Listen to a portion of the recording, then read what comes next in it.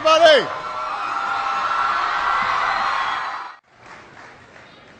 I am here with students at Wakefield High School in Arlington, Virginia, and we've got students tuning in from all across America, from kindergarten through 12th grade.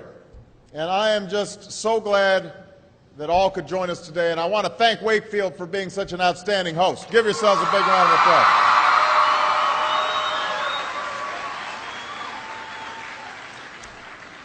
Now, I know that for many of you, today is the first day of school. And for those of you in kindergarten or starting middle or high school, it's your first day in a new school, so it's understandable if you're a little nervous.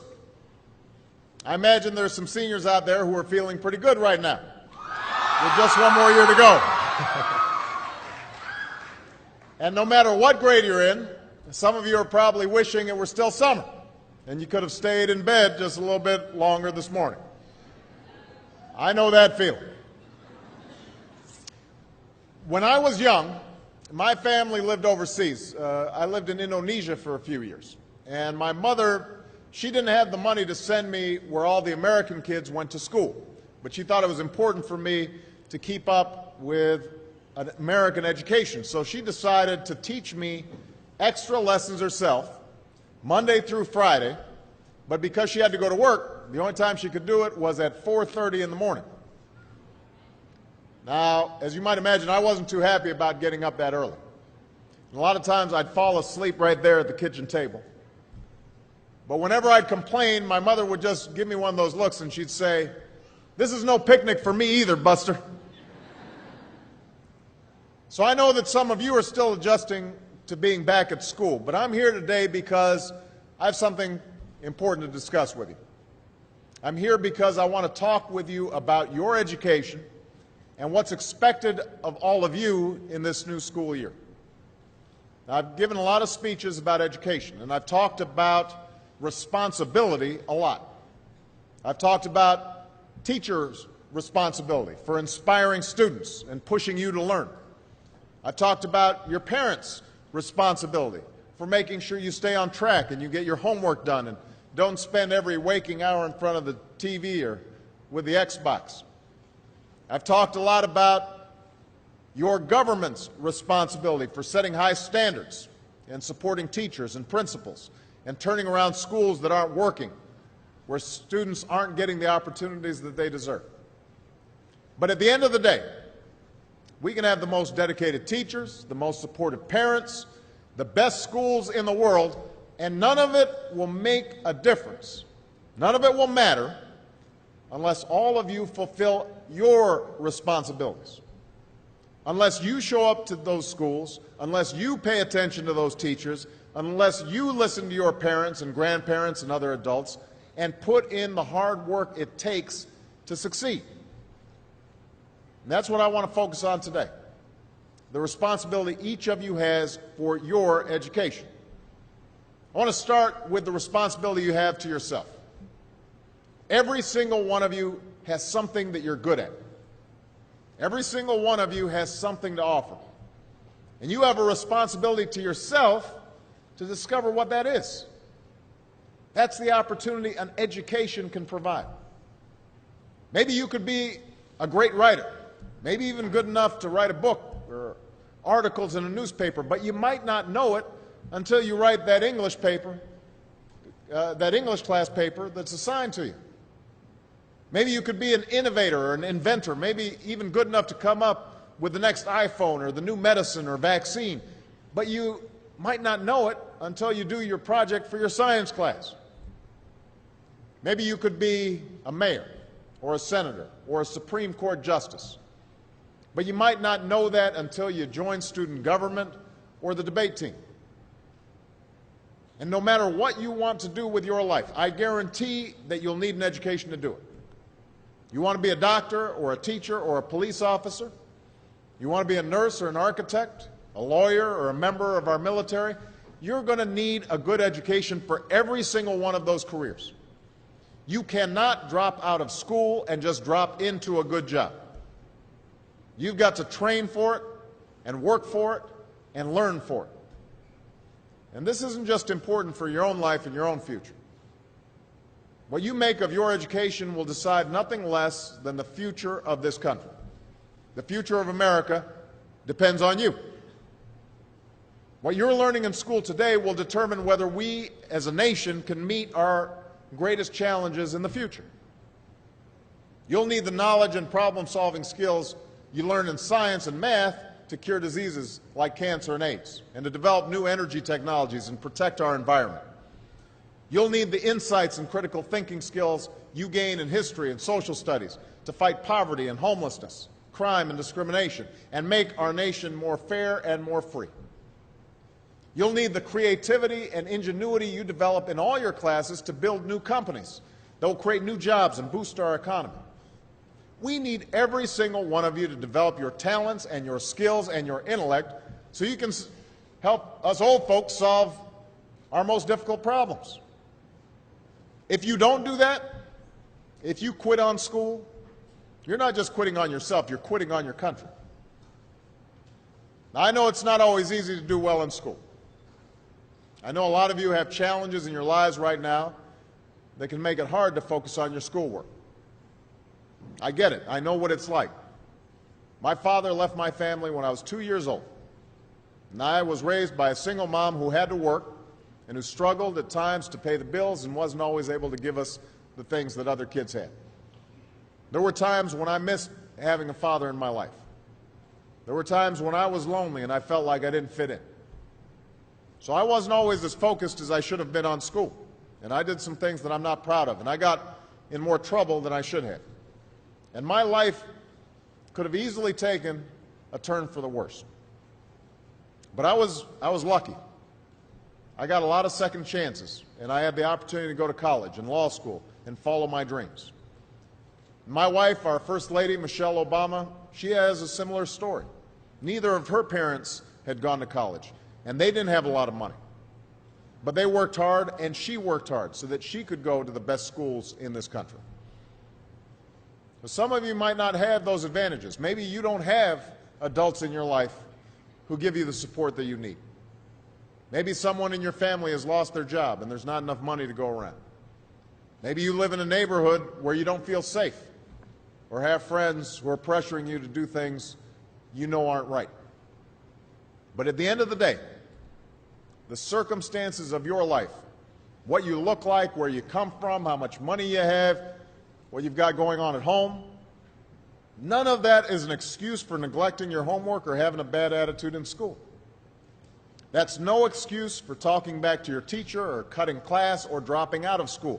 There is no excuse for not trying.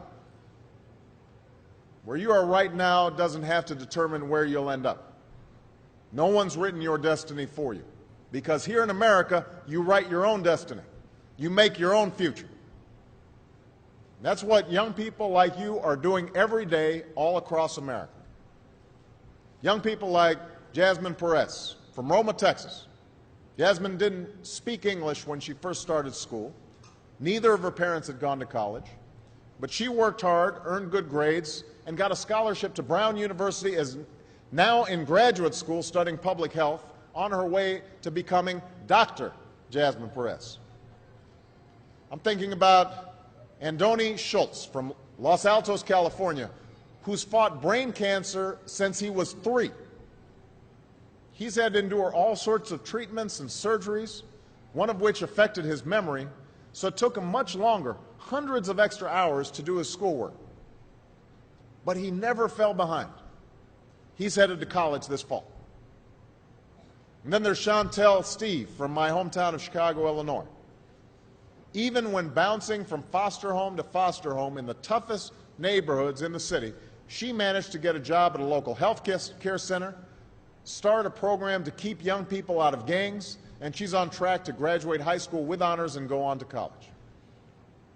And Jasmine, Andoni, and Chantel aren't any different from any of you. They face challenges in their lives just like you do.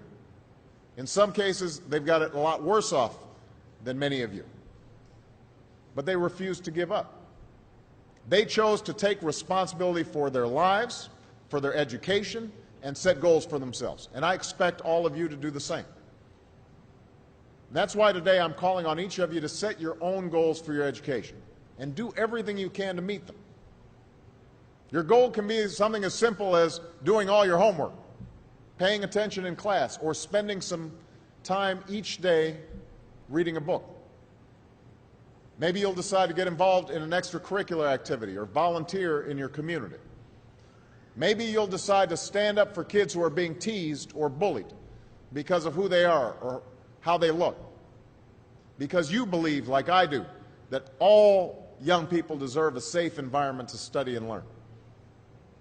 Maybe you'll decide to take better care of yourself so you can be more ready to learn. And along those lines, by the way, I hope all of you are washing your hands a lot and that you stay home from school when you don't feel well so we can keep people from getting the flu this fall and winter. But whatever you resolve to do, I want you to commit to it. I want you to really work at it. I know that sometimes you get that sense from TV that you can be rich and successful without any hard work, that your ticket to success is through rapping or basketball or being a reality TV star. Chances are you're not going to be any of those things.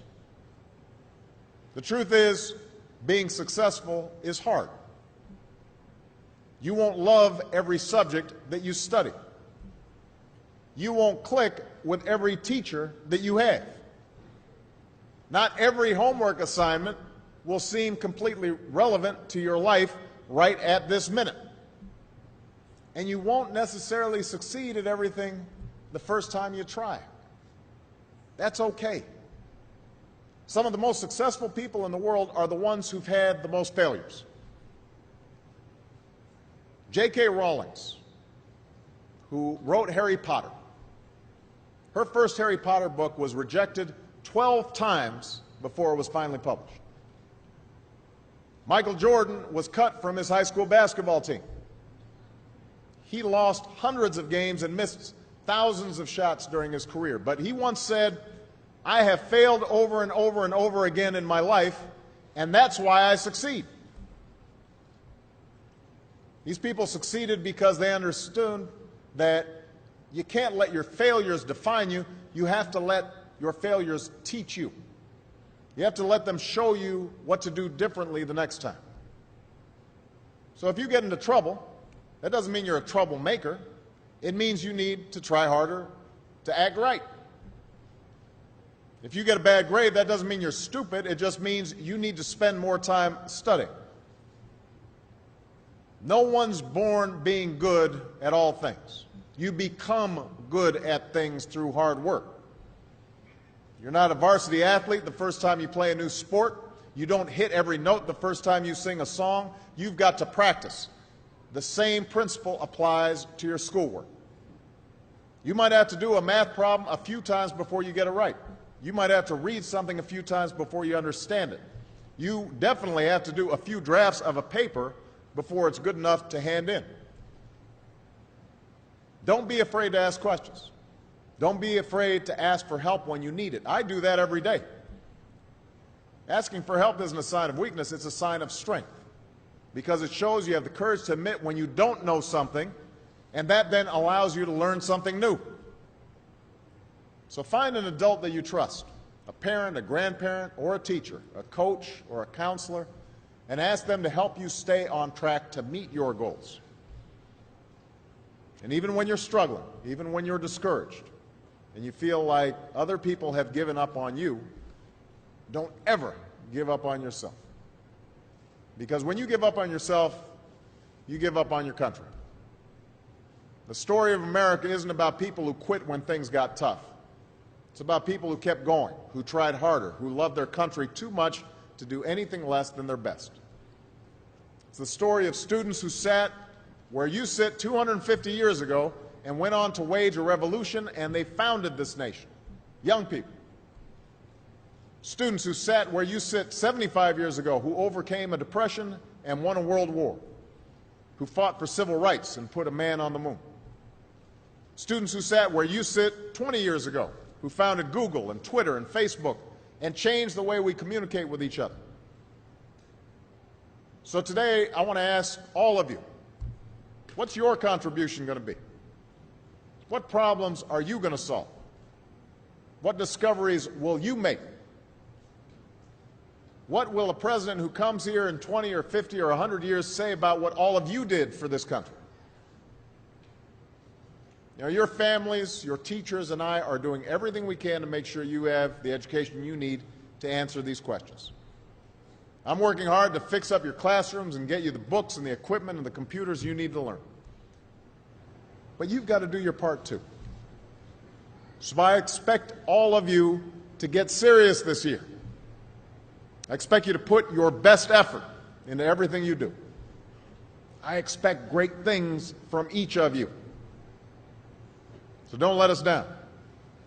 Don't let your family down or your country down. Most of all, don't let yourself down. Make us all proud. Thank you very much, everybody.